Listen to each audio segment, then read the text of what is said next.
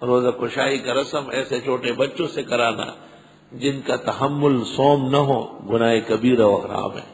حکیم الامت مولانا اشرف علی صاحب نے لکھا ہے کہ ایک چھوٹے بچے سے روزہ رکھوایا گیا۔ اس طرح سخت گرمی کا زمانہ تھا، جون جولائی کے روزے تھے، دن بہت بڑا تھا، بچے کو صبح سے پیاس لگی اور وہ گڑی گڑی کہتا تھا کہ مجھے تھوڑا سا پانی پلاؤ، مجھے بہت پیاس لگی ہے، اور ماں اس کو تسلی دیتی کہ نہیں تیری خالہ آنے والی ہے اور تیری پھوپھی کیا کہے گی، آج تو تیرا رسم ہے روزہ کشائی کا۔ وہ سب لوگ جمع ہو گئے اور بچہ بار بار کہتا تھا کہ میں گھونٹ پانی پیتا ہوں، نہیں پینے دیا۔ تو روزے کے افطار کے کچھ دیر پہلے شربت کے ٹھنڈے مٹکے پر ایسا ہاتھ رکھ کے انتظار میں بیٹھے بیٹھے اس کی روح نکل گئی۔ حکیم الامت نے آگے لکھا ہے ایسے رسم و رواج پر لعنت ہو کہ بچے کے جان لینے کے گناہ ماں باپ نے خود کر لیا ہے۔ ٹھنڈے شربت کے مٹکے پر ایسا ہاتھ رکھ کے اور جان دے دی اس نے۔ رسوم، مفاسد، قواصد، ہر درجے کے نالائق رسوم اور انسانیت سوز قبائح۔ اے ایمان والو، فرض کیا گیا تم پر روزہ، اور وہ جو بخاری شریف میں ہے کہ حضرت عمر کو پتہ چلا کہ ایک نشائی روزہ نہیں رکھتا، نشے والے نشائی، تو حضرت عمر نے اس کو پکڑا اور سر پر پٹائی لگائی، سر پہ مارا اور کہا یا ظالم صبیاننا صوم، ہمارے تو بچوں کا روزہ ہے۔ یہ مطلب نہیں ہے کہ اتنے چھوٹے بچوں کو جیسے یہ مروا رہے بچوں کو، مطلب یہ کہ تم سے کم عمر کے ہمارے بچے ہیں اور وہ بھی اللہ کے فضل سے روزہ رکھ رہے ہیں۔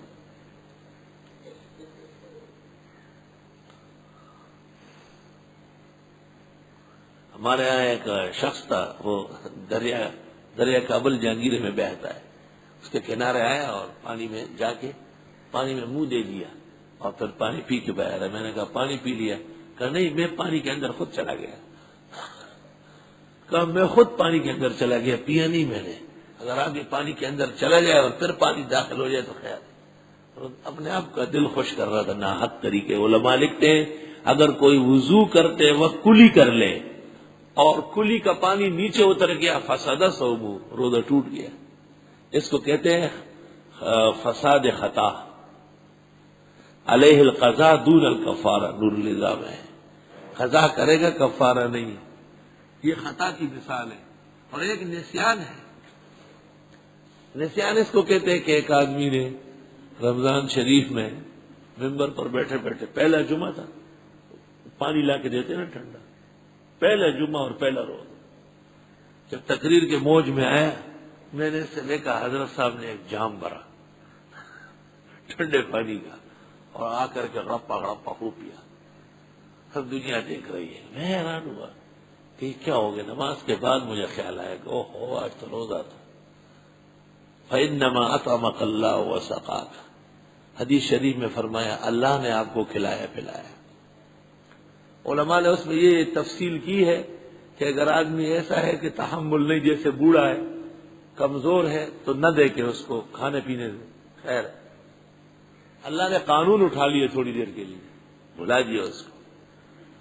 اور اگر آدمی مستنڈا ہے، ٹھیک ٹھاک ہے، تو پہلے سے کہنا چاہیے کہ روزہ ہے۔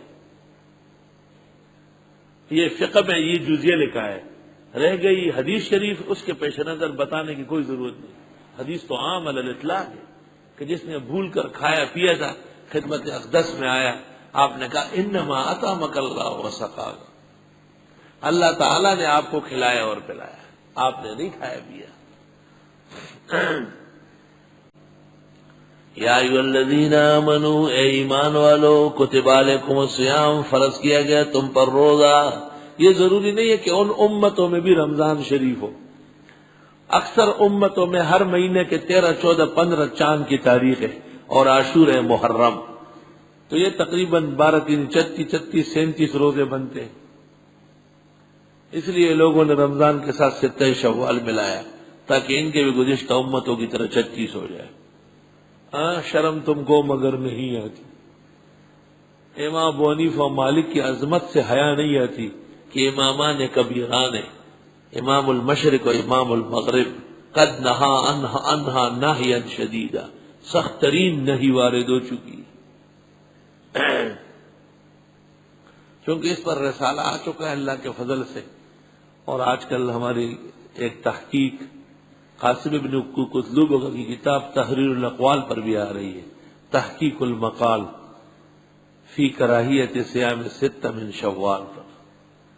پہلا شخص جس نے اس مسئلے میں حنفیہ کے نزدیک مستحب کہا ہے وہ قاسم بن قطلوب ہے، یہ ابن الحمام کا شاگرد ہے۔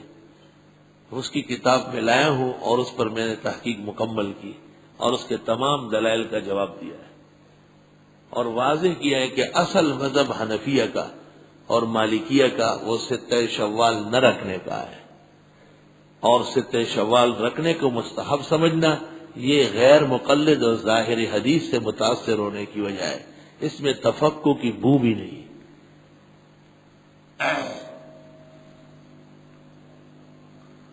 اللہ